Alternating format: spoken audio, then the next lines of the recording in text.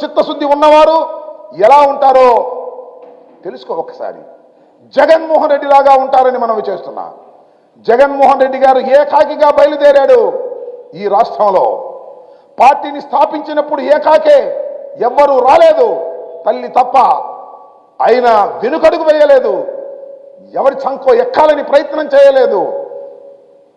బ్రహ్మాండంగా ముందుకు వెళ్ళి జయించుకుంటూ వెళ్ళాడు. మొదటిసారి ముఖ్యమంత్రి కాకపోయినా ఎవరితో పొత్తు పెట్టుకోనన్నాడు, ప్రజలతోనే పొత్తు అన్నాడు, ప్రజలతోనే ముందుకు వెళ్తానన్నాడు. చివరికి రాష్ట్రంలో 151 సీట్లు గెలుచుకొని రాష్ట్రానికి ముఖ్యమంత్రి అయ్యాడు. మళ్ళా ముఖ్యమంత్రి కాబోతున్నాడు. 175 సీట్లు టార్గెట్గా వెళ్ళబోతున్నాం. నేర్చుకోవయ్యా, సిగ్గుంటే బుద్ధుంటే రాజకీయాలు తెలిసి ఉంటే నేర్చుకోమని మనం చేస్తున్నా. ఎవరి పల్లకియో మోయటానికి పార్టీలు పెట్టేటటువంటి దౌర్భాగ్యమైన పరిస్థితి. ఎంత దుర్మార్గం అంటే, పార్టీ పెట్టి సీఎం అవుతాననే భ్రమలు కల్పించి నీ కాస్ట్ వాళ్ళని, నీ అభిమానుల్ని వెన్నుపోటు పొడిచావు, మోసం చేశావు. చెప్పబోయా ఎందుకు ఈ గొడవ?